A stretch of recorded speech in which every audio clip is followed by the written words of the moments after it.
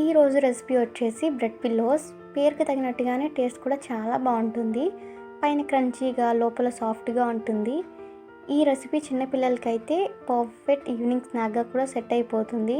మరి ఈ రెసిపీ ఎలా చేసుకోవాలో చూసేద్దాం రండి.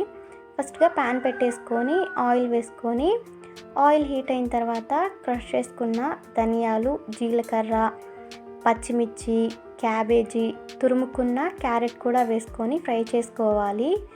నెక్స్ట్ దీంట్లోకి పచ్చి బఠానీ కూడా యాడ్ చేసుకోవాలి. ఫ్రై చేసుకున్నాక ఇప్పుడు దీంట్లోకి ఉడకపెట్టుకున్న ఆలూని కూడా వేసుకొని మంచిగా మిక్స్ చేసేసుకోవాలి. మిక్స్ చేసుకున్న నెక్స్ట్ ఇప్పుడు దీంట్లోకి స్పైసెస్ యాడ్ చేసుకోవాలి. సాల్ట్, పసుపు, కారం టేస్ట్కి సరిపడినట్టుగా వేసుకోవాలి.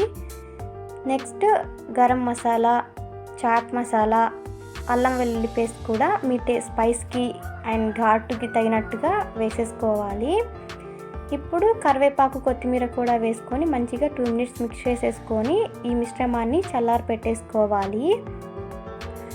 బ్రెడ్ తీసేసుకొని ఇప్పుడు దాంట్లోకి పక్కనున్న బ్లాక్ మొత్తం తీసేసుకొని వైట్ తీసేసుకొని బ్రెడ్ సైజ్ని బట్టి ఎన్ని పీసెస్ వస్తాయో అన్ని పీసెస్గా కట్ చేసేసుకొని ఇప్పుడు దీని మీద మనం ఫస్ట్గా స్టఫింగ్ కుక్ చేసుకున్నాం కదా, ఆ స్టఫింగ్ మొత్తం ఇలా బ్రెడ్ పీసెస్ మీద మంచిగా అప్లై చేసేసుకొని ప్లేట్లో పక్కన పెట్టేసుకోవాలి.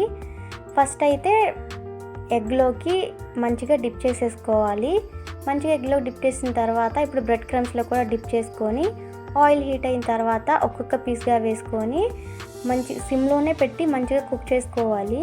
మంచిగా కుక్ అయిన తర్వాత ఇలా ప్లేట్లోకి సర్వ్ చేసుకొని మయోనీస్తో కానీ టమాటా సాస్తో కానీ డిప్ చేసుకొని తింటే సెట్ అంతే. పెద్దవాళ్ళకి కూడా ఈ రెసిపీ బాగా నచ్చుతుంది.